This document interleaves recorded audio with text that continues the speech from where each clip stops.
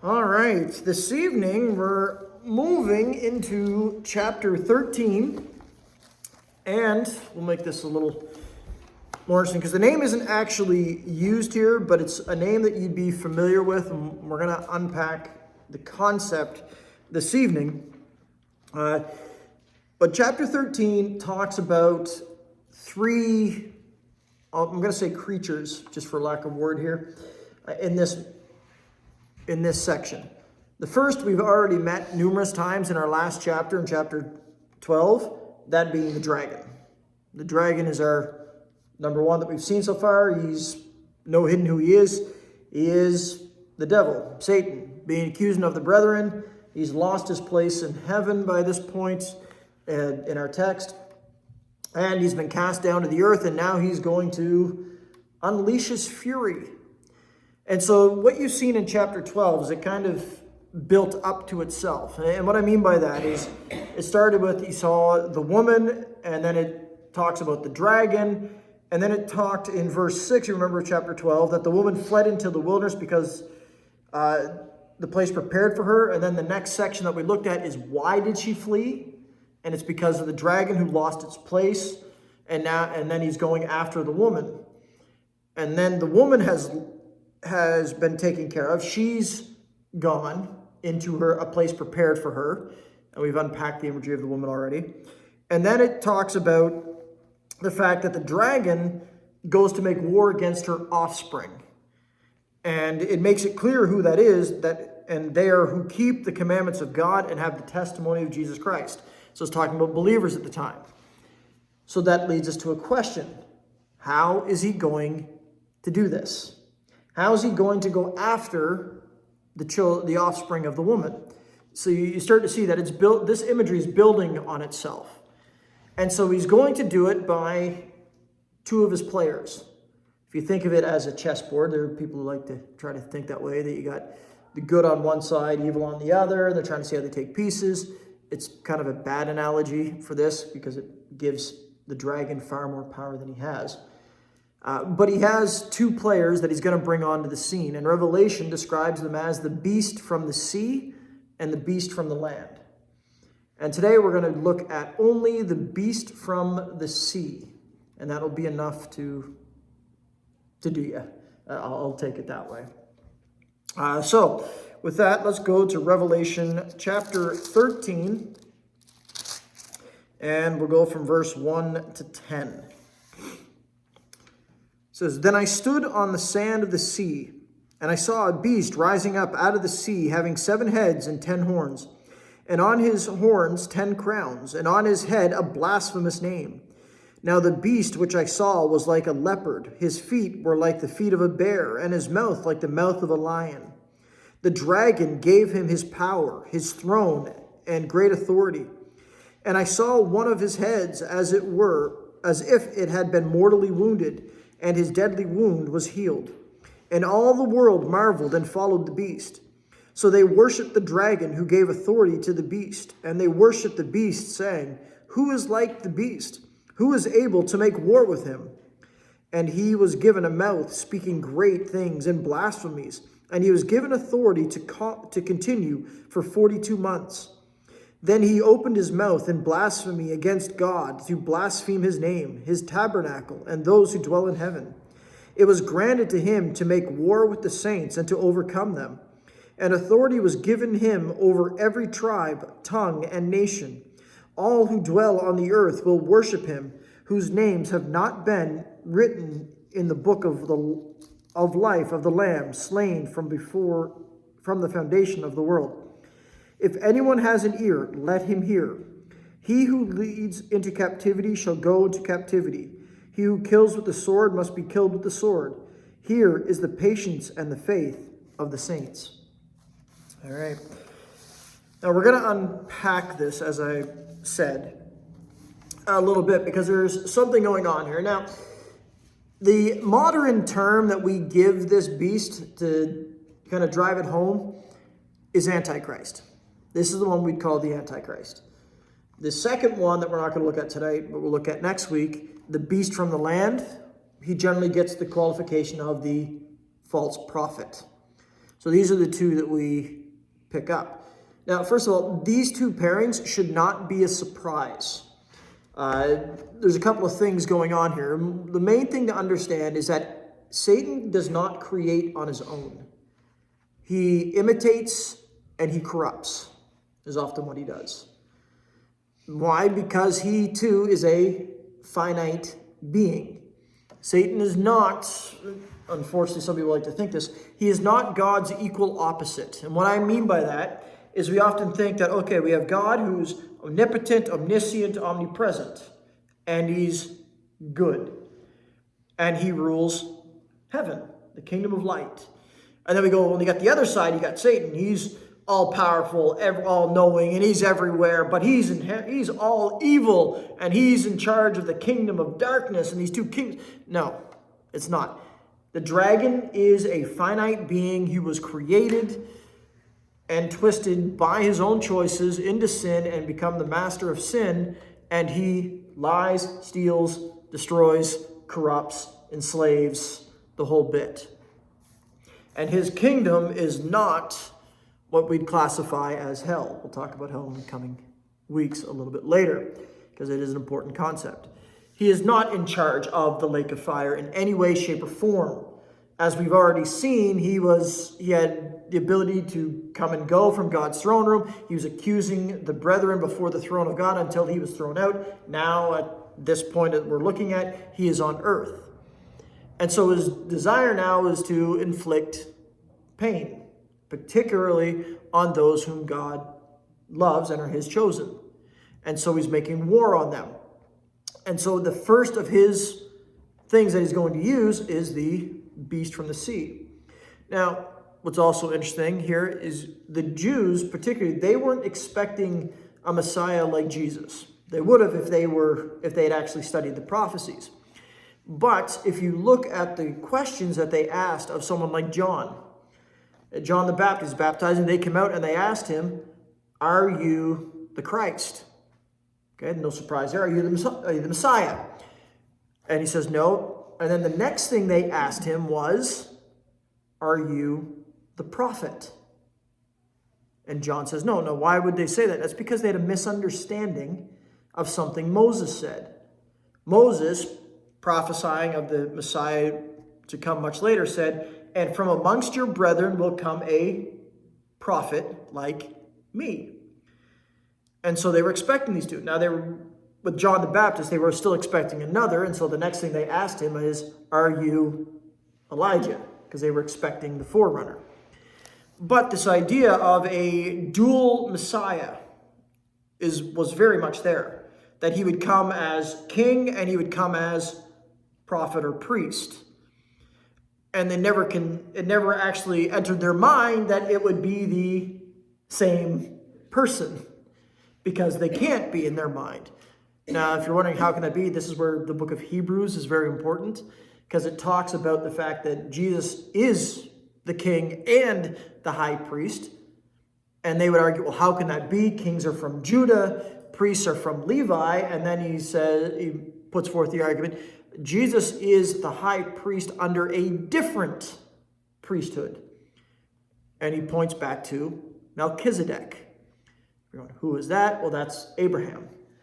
Abraham, after the battle of the five of the four kings, Abraham wins. He frees his nephew Lot and the king of Sodom and his allies.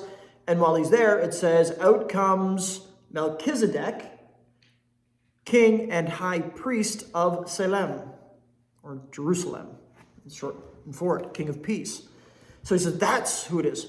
But then what do you see here? That the dragon, he's pulling two characters, his two pieces out. What does he pull out? The Antichrist and the anti-prophet. Or what would some think them to be? The promised coming ones. And so it's no surprise that these would come onto the field. Now we're going to unpack, as I said, the Antichrist. We're going to really look at him. Now, first, we're going to address something. Now, I'm just curious. How many here are not using King James and New King James? Okay, just one. That's what I thought. Kyle, which ones are you? What are you using for translation? NASB. Okay, can you read 13:1 for me? And the dragon stood on the sand of the seashore. Then I saw a beast coming That's up all I out need. of the sea. No, I just need the first part. Okay. Read that again. Just the first line. And the dragon stood on the sand of the seashore. What does everybody else say? Okay, now we got a kind of discrepancy there. And we're going, wait a minute, is it John standing or is it the dragon standing? And you're going, how could this be? Because the difference is one letter difference between, and I saw him stand and I stood. Now, this can happen often with translations. Here's the thing. It doesn't change anything at all. This is one of those things where it's kind of like, is John standing there or is the dragon standing there? Which one does it actually fit? In actuality, the dragon fits better. Now, the other thing is chapter 1 of verse 13 supposed to be with chapter 12 or supposed to be the start of chapter 13? Because that also changes things a little bit. And you're going, how can that be? Well, just look at the context. We're going to back up to verse 17 of chapter 12 just for a second. And the dragon was enraged with the woman, and he went to make war with the rest of her offspring who keep the commandments of God and have the testimony of Jesus Christ. And the dragon stood at the sand of the sea. And then what does John see? A beast rising up out of the sea. So that actually flows quite well. Now, truthfully, it's one of those things that it doesn't matter. These things. And the reason I'm bringing this up, because it's not to undermine your understanding of biblical authority and inerrancy or anything like that. You have to be aware of this. Because we're translated from an original language into English, sometimes these discrepancies happen. Yet, for all the discrepancies, there is not one doctrine that has changed in any way, shape, or form. It doesn't matter if it's John suddenly standing up on the shore or if it's the dragon. And as I said, it's such a small, minute thing. It literally is just a letter on the end of the word that changes from the first person to the third person. That's all it is. Now, the NASB tries to make it clear that the dragon is standing there, rather than the actual translation would have been, and he stood on the sand of the sea. That would be the difference there. It's just drawing it back. But it's one of those things. So it's more me just trying to give you this understanding that when you run into something like this, because if you start comparing translations in all aspects, you're going to find slight differences like that. Like, for example, at the end of the Lord's Prayer, we have the doxology. For thine is the kingdom, the power, and the glory forever and ever. We're probably all familiar with that. If we grew up in the church, we learned that. Yeah, that's only King James, New King James. It's nowhere else. So odds are it's a doxology that the church used and added to the Lord's Prayer, and it found its way in. There's a couple of those that happen. But does that actually change anything? No. In fact, it's a summary of the prayer. Another place this happens, John chapter 5, the healing of the man at Bethesda. New King James, and a couple others that have the note that, and an angel came down and stirred the waters, and whoever got in first was healed. That's not found in all of the translations. But does it go against the text? Well, no. What does it say later in all the texts? Jesus says, do you want to be healed? What does the man say? Well, yeah, but I have no one to put me into the water when it is stirred. So there's things like that, but it does not change the message. The message has been the same from the very beginning, despite what some like to try to say. And in fact, if you want a really good overview of that, read the work by Sean McDowell. He covers that pretty in depth, pretty good. If you're not as familiar with Sean McDowell, Josh McDowell, Evidence That Demands a Verdict, or New Evidence Demands a Verdict. That's if you read that, I've got it downstairs. You're talking a book about yay thick. But it does cover things like that. If you're also still struggling with that, I recommend you read Cold Case Christianity. It's another one. where he deals with stuff like that, because that was his questions. Cold case Christianity is one. He researched, he was an atheist when he began, and the evidence based on it, he became a Christian as well. But it's just a note that I wanted to put in there. And so, no big deal there. So now he says that, let's look at the beast from the sea, or the one we call the Antichrist. Now, there's something going on here, okay? The imagery is purposely a mixture of two things. And this is also why we call him Antichrist. When we look at this, he has 7 heads, 10 horns, and crowns.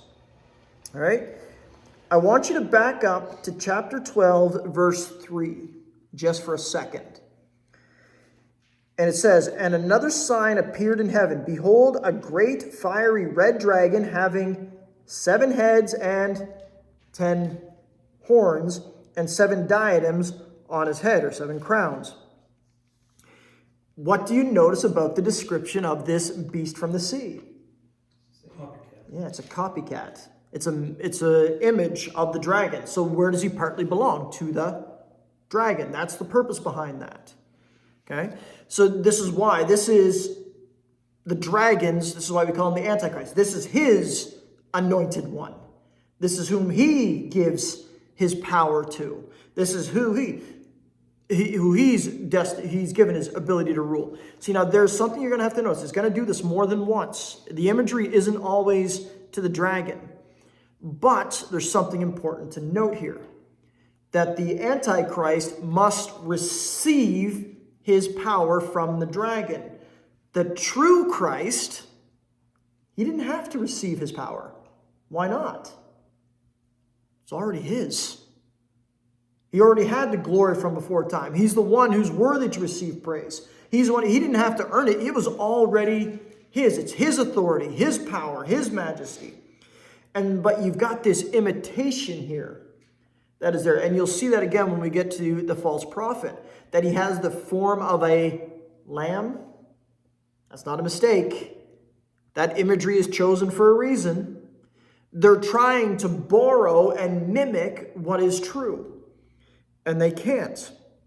But let's unpack him a little bit. So the 7 heads and 10 horns, it's a purposely derived imagery from the dragon. It's making sure you understand it's connected directly to him and cannot be separated from him. And that says, and he's a beast, he's like a leopard, feet like a bear, mouth like a lion. Now, if you're with me for Daniel, this is why we looked at Daniel, these animals are important. It's not the first time we've seen them. We're actually going to go all the way back and look. Daniel chapter 7. Daniel chapter 7.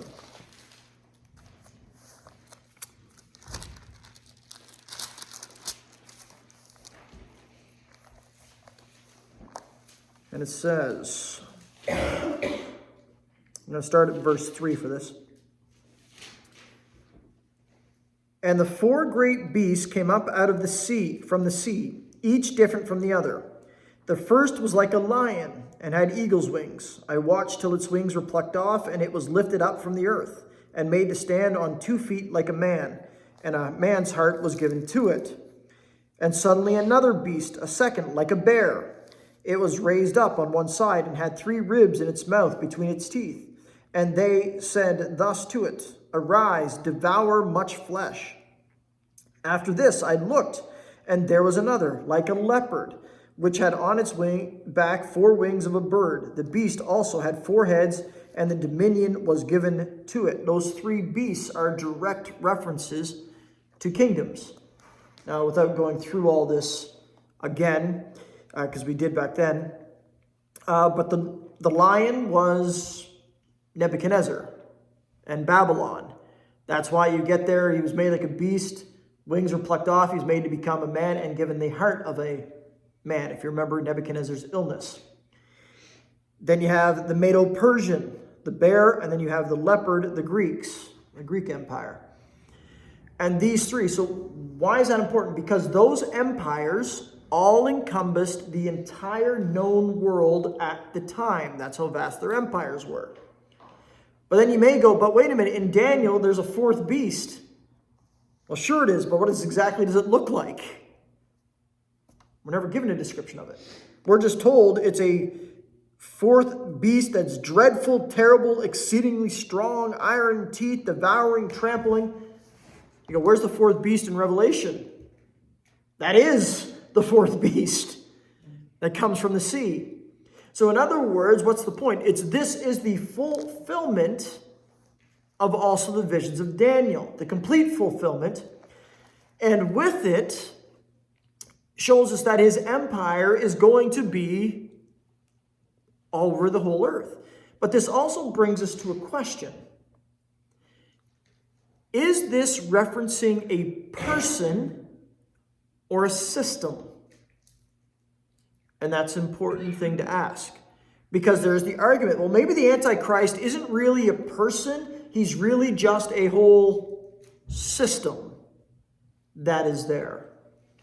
For example, if you go to Martin Luther, and from the Reformation days, they would describe the Catholic Church as the Antichrist, the entirety of it. And so we have to ask, is this going to be a person or is it just a kingdom?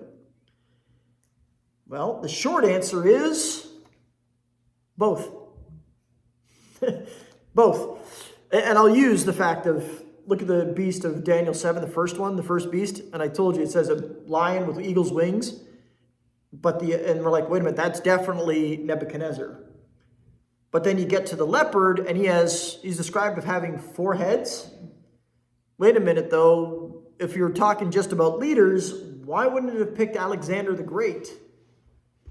Because he was the leader of what you classify as the Greek Empire, and he conquered the known world. And then what happened to him was, well, he died, and 4 heads sprang up.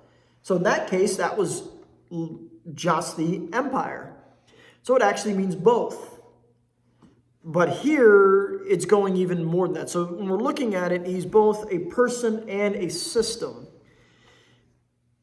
And the reason that's important, because when you're dealing with what's called the idealized or the symbolic view of Revelation, they will say that this is just a system. And that there's no such person as the Antichrist to come up. It's just a system. But there's a problem with that, and I'm going to show you where it comes in. Let's just back up a bit to 1 John chapter 2. 1 John chapter 2. And verse 18. This says, little children, it is the last hour, and as you have heard that the Antichrist is coming, even now many antichrists have come, by which we know that it is the last hour. Now, isn't that fascinating? John talks about 2 things there. He talks about Antichrist and Antichrists. More than one. In other words, John isn't denying that there is something like a system that exists. But what is the Antichrist system?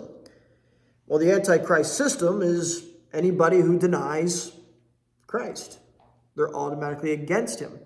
But John here is pointing out that they were well aware and understood that there is going to come one who is going to be the Antichrist.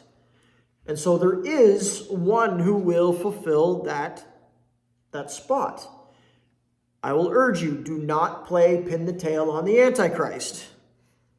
They've done that all throughout history. It's like Hitler's the Antichrist. Oh, wait, no, he wasn't. Then you had some that said, well, Obama's going to be the Antichrist. Then you got Trump's the Antichrist. Depending on what you want. And when they had Obama, they did a whole bunch of things. Descriptions like the fact that his limousine was often referred to in documents as the beast. See, the Antichrist is riding the beast. The beast, yeah, don't play that game at all. It's so easy to fall into. Understand this. The Antichrist will be revealed at the proper time. When that is, God knows. And I'm not using that as an explicit, I'm using that as an actual statement that only God knows. It's his time schedule. It'll happen exactly when he says. So it's a case, the Antichrist will be both a system and the head of the system, the person kind of thing. But let's continue with his description here. So we got it's a world power, and the fact that the beast described in Revelation is comprised of the same elements as Daniel shows it is an empire that encompasses all of them. Also their fierceness and their power and their authority. And then it says this, and I saw one of his heads as if it had been mortally wounded, and his deadly wound was healed. And all the world marveled and followed the beast. Now, I'm going to unpack that a little bit, but for the second, just jump ahead to verse 14, because it gives us another detail on this. And he deceives those who dwell on the earth by those signs which he was granted to do in the sight of the beast, telling those who dwell on the earth to make an image of the beast who was wounded by the sword and lived. Now, the only reason I want to jump to that, we'll cover with who that other thing is doing miraculous signs and all that. But it tells us that the beast was wounded by a sword. Now, what is this all about? Because this is a fascinating thing. It says one of the heads was wounded. Mortally, and it says mortally wounded. Again, why do some people think that was Trump? Well, do you remember back? Yeah. No, don't. Don't. I am not saying it was. I'm just saying this is what people did. People like to make a lot of biblical things from nothing, and you shouldn't. But what's going on here? First thing to make clear is nowhere's in here does it say he died. Do you understand what I mean? It says that he suffered a wound that should have been mortal. But it doesn't say he died. Now, why is that significant? Because most interpretations of a futurist view of the Antichrist have him completely mimicking Jesus' resurrection. As in, he was killed, laid dead for a while, and 3 days later he was brought back to life. There's some major problems with that. There is only one who has the ability to grant life, and that is God. He's the only one. Jesus said it this way, the Son in himself has life and gives life to whomever he chooses. Nobody else is able to do that. Now, keep in mind, I am not going to get into debates about the fact, we've been able to revive somebody. We're talking somebody who's actually fully dead. That's the importance of Lazarus. And so with that, the idea here is that he suffered a wound that was so grievous that he should have died. But what's the point behind this? Remember I said he's going to borrow and he's going to corrupt. I'm going to back up here a little bit in Revelation to chapter 5. When the Lamb showed up on the scene in the throne room. Verse 6 of chapter 5. It says, and I looked, and behold, in the midst of the throne and of the four living creatures, and in the midst of the elders, stood a lamb as though it had been slain. Now, in that case, we know what that refers to. So what is this beast doing? Yeah, imitating. This is why he's Antichrist. He's copying. He's mimicking. Remember, one of the things that people like to argue now is that there's no evidence of the resurrection of Jesus. Yet, statistically there is, historically there is, they just don't like the evidence. But if they see someone who is mortally wounded, who should have died from the wound, be it by a sword, it seems to be in this case, we take that literally, and yet they walk away from it, they're healed, they're restored. What do they now look at? They're now suddenly going to be going, this is the one. And you see, this becomes a direct mimic. So the attack, I want you to understand this, the attack on the believers of that time, on the saints, is not just a straight up persecution. He's doing a multiple attack here. The first one is introducing a fully false Christ. that people are going to worship. Notice it says, who is like the beast? They worship. Now, obviously, they're probably not going to say who is like the beast. They're probably going to say who is like, whoever is this person. It's like, there's nobody like him. Why is this so significant? Do you remember the end of chapter 6? Behold, the wrath of the Lamb has come. Who can stand? Now, all of a sudden, they're like, we've got one who can stand. This is God taken on flesh. This is who we're going to worship. Who is able to make war on him? That's what they're saying. Now, I'm going to give you a heads up because you're never going to remember this by the time we get there. That is a very important line because when you get to the actual war, I'm using that in quotation marks, that on the plains of Megiddo, at the war of Armageddon, and that kind of thing, he's gathered all his forces, all the king's men, all the king's horses, have gathered to make war against the Lamb, to try to have victory over him, and then the Lamb shows up, and what does he do? Yeah, one word, it's over. That's important for the believers. Okay? This is what is here. So he's saying, who can make war against this beast? Who could ever beat him? The Lamb. Easily. With a word. So if the believers know that, the saints know that, why would they follow a false beast when they know the true power of the Lamb? And that's encouraging to the saints. Now, what does he get? He was given a mouth speaking great things and blasphemies. He was given authority to continue for 42 months. This is the third time in this passage, this section, that we've seen that time frame. Do you remember back the woman and the dragon? Verse 6, she was prepared for her for 1,260 days. And then it continues on. She was she was allowed to flee for a time, times, and half a time. Then we see this one, but don't separate that also from the two witnesses. How long did the two witnesses prophesy on the earth? 1,200 same days. It's the exact same time frame. Now, why does it work? Because this is all happening at once, is what's going on here. It's all at the same time. Why is that also encouraging, though? Because you've got this guy who, in his system, showing up, blaspheming, causing problems, making war against the saints. And it says, here's the thing, it was granted to him to make war with the saints and to overcome them. And authority was given to him over every tribe and tongue and nation. All who dwell on earth will worship him, whose names have not been written in the book of life of the Lamb slain from the foundation of the world.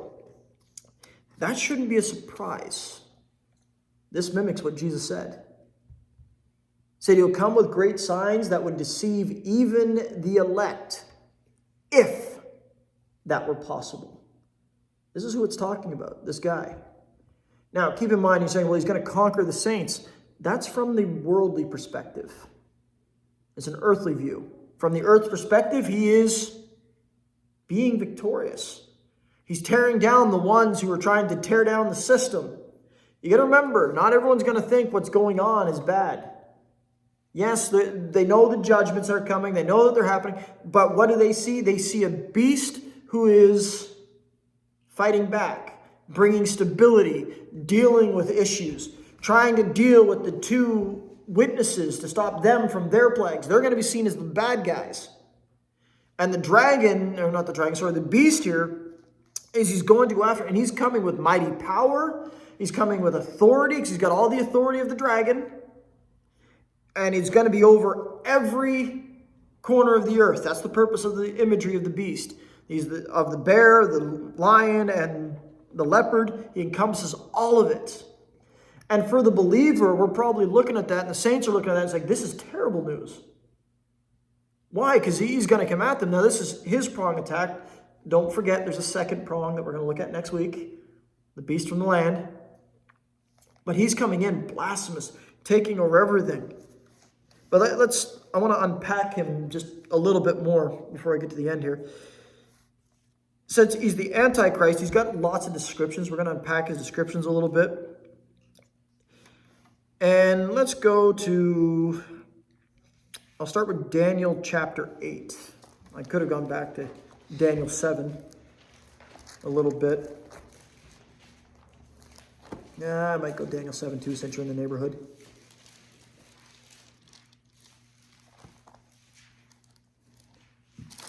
Now, Daniel, if you remember, Daniel sees two things at once. He sees something that is going to happen and then something that's going to happen much, much later. And so when we talked about Daniel, we pointed out that a lot of times his little horn that was there fit very well for Antiochus Epiphanes, or Antiochus IV, who came in and he defiled the temple, put up a statue of Zeus in the Holy of Holies, that kind of thing. But then there's other things that don't line up with him that are clearly much, much later. So let's just stop in chapter 7 for a minute. I guess verse 20 and 21 says, "And the 10 horns that were on his head, and the other horn which came up before which 3 had fallen, namely that horn which had eyes and a mouth which spoke pompous words, and whose appearance was greater than his fellows. I was watching, and the same horn was making war against the saints and prevailing against them." Now, why do I know this isn't talking about Antiochus IV? Look at verse 22 just for a second. "He was prevailing against them until the Ancient of Days came, and a judgment was made in favor of the saints of the Most High. And the time came for the saints to possess the kingdom." That didn't happen under Antiochus. So this little horn is actually looking far forward. And the fact that 3 fell, you're going to run into that in Revelation again, that same imagery. So you've got it there. His defeat is certain in the end. 24-25 of chapter 7. "The 10 horns are 10 kings who shall arise from this kingdom, and another shall arise after them. And he shall be different from the first ones, and shall subdue 3 kings. And he shall speak pompous words against the Most High, shall persecute the saints of the Most High, and shall intend to change times and laws. Then the saints shall be given into his hand for a time, times, and half a time." Sound familiar? That lines up exceedingly well with Revelation chapter 12, or 13, sorry. And that's what it says. So and he was given a mouth speaking great things and blasphemies, and he given authority to continue for 42 months. Time, times, and half a time. Let's go to chapter 8 of Daniel, verses 23 to 25. "And in the latter time of their kingdom, when the transgressions have reached their fullness, a king shall arise, having fierce features, who understands sinister schemes. His power shall be mighty, but not by his own power. He shall destroy fearfully, and shall prosper and thrive, and shall destroy the mighty and also the holy people. Through his cunning he shall cause deceit to prosper under his rule, and he shall exalt himself in his heart. He shall destroy many in their prosperity. He shall even rise against the prince of princes, but he shall be broken without human means." Again, so it shows it's not Antiochus, it's not anybody else. It is particularly the Antichrist. Now look at him. He's going to be cunning. Deceit is going to be one of his major weapons. His power is mighty, but it's not his own. Again, fits. How does the beast from the land get his authority? From the dragon. This is all the imagery that is here. It's fitting in. Let's go to verse 26 of chapter 9. Now, chapter 9 talks about the 70 weeks of Daniel, but pay attention where he's going to come from. "And after the 62 weeks, Messiah shall be cut off, but not for himself, and the people of the prince who is to come shall destroy the city and the sanctuary. The end of it shall be with a flood, and till the end of the war, desolations are determined." So in this case, it's giving the indication of where his background will be. And this is where you get, it's from a version of the revised Roman Empire. Because the prince who is to come, it cannot be Titus. Because this event, what it's talking about, remember when we talked about this, after the 62 weeks leads up to the Messiah appearing, or there's another, if you count from a little bit later, it actually lines up to the crucifixion. Either way works. After that, it says the people of the prince who was to come shall destroy the temple, shall come with a flood, destroy the sanctuary. That happened, 70 AD. But notice it said the prince of the, let me read that line again. The people of the prince who is to come. Not the prince himself will do this. His people will. That would have been the Roman Empire. That's why they'll hold that the Antichrist will come from that kind of lineage, from ancient Rome. That would be some way revived in one way or another. Kind of thing. Then let's jump over to Daniel 11 just for a minute. 36 to 45. Then the king shall do according to his own will. He shall exalt and magnify himself above every god, and shall speak blasphemies against the God of gods, and shall prosper till the wrath has been accomplished. For what has been determined shall be done. Now, one note here. This is why it cannot be Antiochus Epiphanes IV either. Is because Antiochus, he actually was loyal to Roman gods, or he wouldn't have put a statue of Zeus in the Holy of Holies. But notice it also says that he will prosper till the wrath has been accomplished, for what has been determined shall be done. And then it says, he shall regard neither the God of his fathers, nor the desire for women, nor regard any God, for he shall exalt himself above them all. But in their place he shall honor a God of fortresses, and a God which his fathers did not know, he shall honor with gold and silver, with precious stones and pleasant things. Thus he shall act according to the strongest fortress with a foreign god, which he shall acknowledge and advance its glory. And he shall cause them to rule over many and divide the land for gain. So it starts to unpack what is going on here. The kind of person he will be. He is going to exalt somebody, but it's going to be a God that none other really know. Should be no surprise, because he's going to go for the dragon. All right, what does Lucifer want? To be worshipped as God. That's what he wants. So it'd be no surprise that his chief player that he'll have on the field will do such a thing. And he'll do himself as he pleases. Let's jump all the way to the New Testament. New Testament. Sometimes you combine testimony and testament in the same word. That happens. 2 Thessalonians. 2 Thessalonians.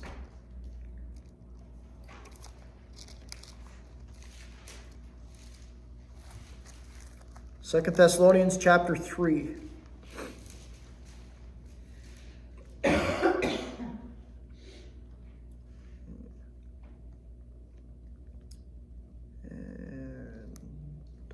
That in there, because that's not the right reference. I bet you because it's not chapter 3, it's chapter 2. I'm looking at the wrong number. Chapter 2, sorry. The great apostasy. Verse 3 of chapter 2. That's where I made a mistake, because I inverted the numbers. Chapter 2, verse 3. Let no one deceive you by any means, for that day will not come unless the falling away comes first, and the man of sin is revealed, the son of perdition, who opposes and exalts himself above all that is called God or that is worshipped. So he sits as God in the temple of God, showing himself that he is God. Now, what does that tell us? There's details in that tells us. Since he's one who is to come, where's he going to sit? In the temple. So that you ever wonder why they say, oh, the temple has to be rebuilt? This is why. He's got to exalt himself in that place. And so he's got to come up and he exalts himself to the point is. And then let's jump down to verse 8. And then the lawless one will be revealed, whom the Lord will consume with the breath of his mouth and destroy with the brightness of his coming. The coming of the lawless one is according to the working of Satan, with all power, signs, and lying wonders, and with all unrighteous deception among those who perish, because they did not receive the love of the truth, that they might be saved. And for this reason, God will send them strong delusion, that they should believe the lie, that they all may be condemned with who did not believe the truth, but had pleasure in unrighteousness. So you see again that when he comes, it's with deceit. He's going to come with lying. He's going to offer something, and those who are not in the truth will believe the lie. Now, what's important here behind Second Thessalonians? It makes a distinction here, okay? It says, for this reason, God will send them a strong delusion. What's the point of that? Well, it's the same point behind Daniel. The only point I said, if you take nothing from Daniel except that, is the point. God is sovereign over it. So through this, we'll look at this beast who's going to arise. He's going to do whatever he seems to see fit. He's going to exalt himself. He's going to do so with power, with conniving, with deceit. He's going to rise himself up as God, speak blasphemous things. He's going to make war against the saints and seem to overcome them. But there's a couple of details that are in here that are important. One, that the time is limited. What does that mean? It means that it's within God's power and his authority. In other words, God's going to allow it. Why? Because it is the fulfillment of the full of judgment. Because during that time period, one thing's going to happen is everybody is going to know the truth, and they will either choose to follow the truth and come to Christ, or they will choose to go after the dragon. That's what's going to happen.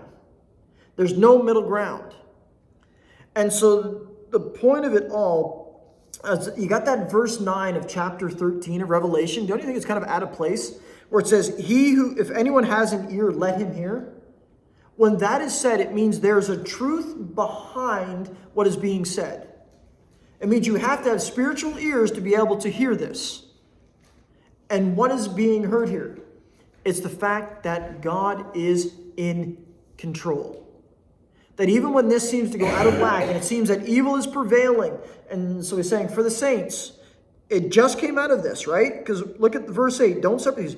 And he and all who dwell on the earth will worship him, whose names have not been written in the Lamb's book of life, slain from the foundation of the world. Before that, verse 7, it was granted for him to make war with the saints and to overcome them. This sounds horrible for the saints. And then he says, he who has ears, let him hear. And then it says, he who is destined to be killed with the sword will be killed by the sword. He who is destined to go into captivity, they'll go into captivity. But he says, this here is the patient and the faith of the saints. What is the patient and the faith of the saints? To wait on the Lord. That's what it is. Sure, the dragons look like he's going to have power. But what is he? What have we discovered? He's nothing but a pale imitation of the real thing. He wants to act like he is, but he can't speak truth. He gets there by deception and deceiving. He tries to mimic the slain lamb, but he's really nothing. And so the patience and the faith of the saints is it's not built on them. It's not built on this random stuff saying, oh, it'll get better. No, it's in the reality that even this is under the command of God, and even it is only for a set time. How long?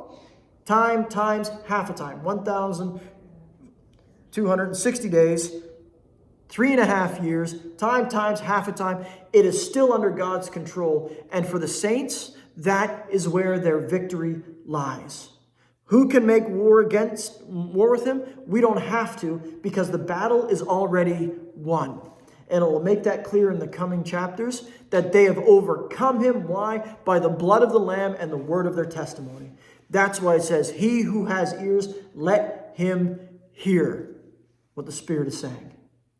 The victory is already won, and it is in Christ. And so even when the dragon brings up his champion, his Antichrist, and then he'll bring up his second champion, we'll look at next week, still they are subject and can only do what the Father allows them to do.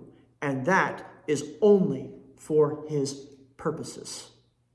And what's happening during this time? Well, truthfully, as we looked at this, people are sealing their own fate. The sin is building up, and they will choose the wrong path. And so when God finally pours out his full judgment, there's no excuse. By that time, they have been warned, they have heard, they have rejected, they have chosen poorly. For the believer, at that time, for the saints, it'll be a harsh time, but it's not the wrath of God that they're feeling. They're feeling the persecution of the dragon. And in the end, their victory is with the coming Christ. That's where